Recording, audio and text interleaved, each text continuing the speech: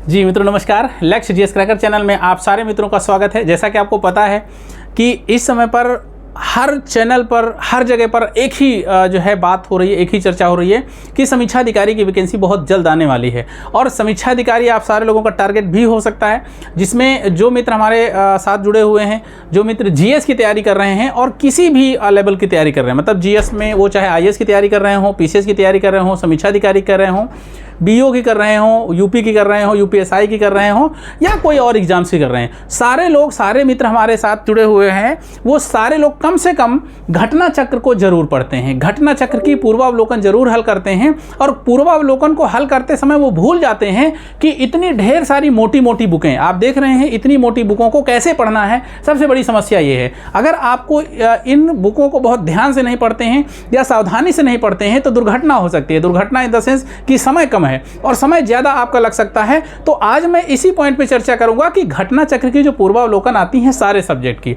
जाहिर सी बात है उसको सब्जेक्ट को पढ़ने के बाद में सारे मित्र पूर्वावलोकन की घटना चक्र जरूर हल करते हैं। अब हल करते समय उनको समय कम लगे और कैसे उनको पढ़ना है, ये सारी चीजें आज मैं आपको बताऊंगा। और ये भी बताऊंगा कि घटना चक्र की ये कमी है और इस कमी को घटना चक्र कैसे कैसे दूर किया है। और उस वाली बुक को अगर आपको मार्केट में मिलती है तो भी ले सकते हैं, मैं प्रचार नहीं कर रहा हूं, लेकिन क्योंकि समय कम है और समय आपको बचाना है और समय बचा करके जिस सब्जेक्ट में आपकी पकड़ कम है या जिस सब्जेक्ट में ज़्यादा अच्छा स्कोर हो सकता है उसको समय देना है। तो हम लोग चलिए देख लेते हैं। आज मैं 3 पॉइंट पे चर्चा करने वाला हूं।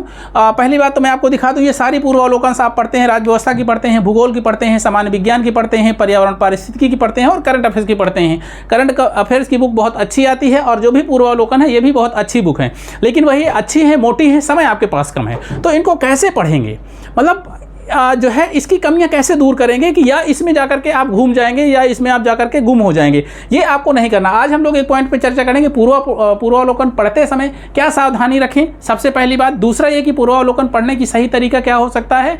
और तीसरा पॉइंट है एक बार में ही सब कैसे याद होगा, बार बार पढ़ने की जरूरत नहीं है।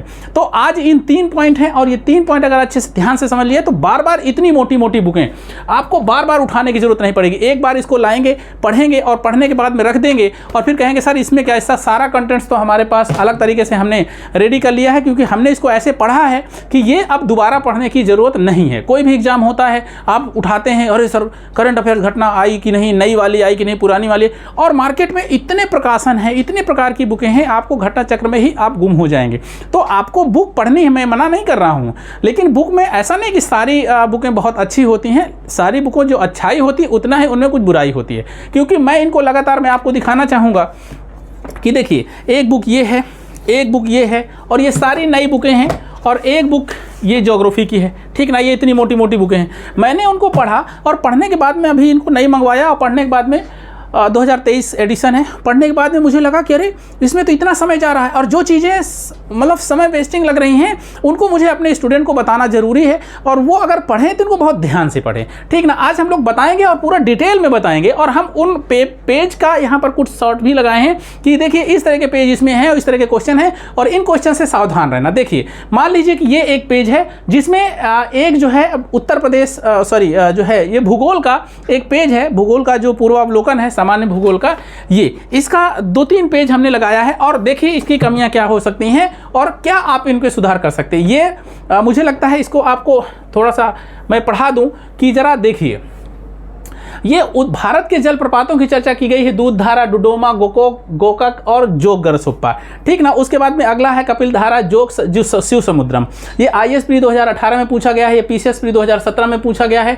उसके बाद में सबसे बड़ा जलप्रपात सारावती, गोदावरी, कावेरी नदी और ये सारावती को किया गया है। पीसीएस उत्तर प्रदेश 2010 में पूछा गया है। निम्नलिखित में से कौन सा सबसे ऊंचा जलप्रपात है, ये PCS Uttar Pradesh PCS pre 2018 में पूछा गया है। निम्नलिखित भारत झरनों में सर्वाधिक ऊंचाई वाला झरना कौन सा, यूपी पीसीएस 2009 में पूछा गया है। निम्नलिखित में से कौन सा सुमेलित नहीं है, शिव समुद्रम, चुलिया, जोग, धुआंधार पीसीएस मेंस में पूछा गया है 2005 में।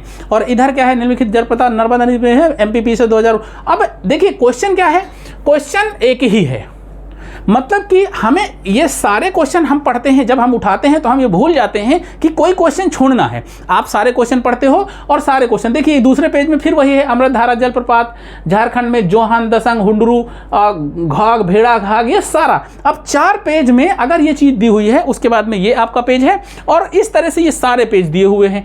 अब इन सारे पेज में मान लीजिए कि जो जो है जलप्रपात हैं भारत के, अब उन जलप्रपात को लेकर के आपके पास 4 पेज में दिया हुआ है और 4 पेज में एक ही बात दी हुई है। एक ही बात का मतलब वही शिव समुद्रम को 4 बार दिया हुआ है, 4 जगह पर क्वेश्चन पूछा गया है और आप क्या है चारों क्वेश्चन पढ़ते हैं और चारों क्वेश्चन में जहां 1 मिनट में वो क्वेश्चन हल हो जाना चाहिए, एक मिनट में उसको आपको कंठस्थ कर लेना चाहिए, आप कम से कम सारे को पढ़ने के लिए 4 मिनट लगाते हैं। तो आपका 1/3 जहाँ पे 1/4 में काम हो जाना चाहिए था, वहाँ पर पूरा का पूरा 4 मिनट जा रहा है, 3 मिनट आपकी बचत होगी। और ये इस समय पर क्योंकि पेपर है और इसको बचत करना जरूरी है, मैं आपको दिखा रहा हूं कि देखिए ये इस तरह की लिस्ट भी मिलती है। अब इस तरह की लिस्ट को आप ब्लैंक पेज लीजिए और जब आप घटना चक्र पढ़ें, कोई भी घटना चक्र पढ़ें, जो भी इसमें इंपॉर्टेंट है या जो इस तरह की लिस्ट है उसको उठाइए और यहाँ पर ज्योग्राफी वाले मैप में, वर्ड वाले मैप में या एक प्लेन पेज लीजिए, प्लेन पेज में उसको भर लीजिए।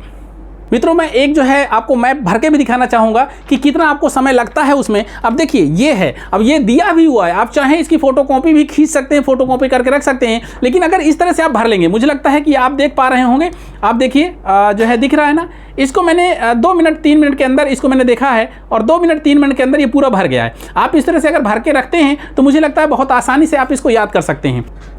अगर आपने इतना कर लिया तो जो टाइम वेस्टिंग है, जो सबसे ज़्यादा टाइम जाता है, अब यहाँ पर जब आप इसको कर लेंगे, देखिए इसमें सारे जलप्रपात दिए हुए हैं जिसमें शिव समुद्रम है, गरसोप्पा है, हुंडरू, कपिलधारा, धुआंधार, चित्रकूट, दूधधारा, ठीक ना, भामवली, अमृतधारा, केदाई, गौतम धारा, दसम जो है दुग्धधारा, कपिलधारा, धुआंधार, बूढ़ा घाट, चुलिया, डुडोमा, कोको, गोकक, ये सारे के सारे जलप्रपात यहाँ दिए हुए हैं, है ना। अब अगर इनको आपने देख लिया और उसके बाद में आपने इसको भर लिया तो मुझे लगता है कि फिर कोई दिक्कत नहीं होगी। और एक एक पॉइंट, मान लीजिए कि इसमें आप देखें कि इसमें जो भी, अब कर्नाटक में पहले ढूंढिए कर्नाटक में कौन है, आप कर्नाटक में आपने दिखा दिया, ठीक है ना। उसके बाद में आपने कर्नाटक के बाद में आपने रांची दिखा और ये राज्य वाइज आपने इनमें राज्य वाइज भर लिया।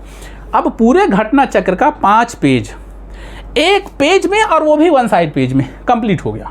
जब आप रिवीजन करने जाएं, सबसे पहले रिवीजन करिए, ये शॉर्ट नोट्स तैयार हो गया और सारे का शॉर्ट नोट्स तैयार करने में जितना आप पढ़ने में टाइम लगाएंगे उतना इसको शॉर्ट नोट्स तैयार करने में उतना ही टाइम लगेगा।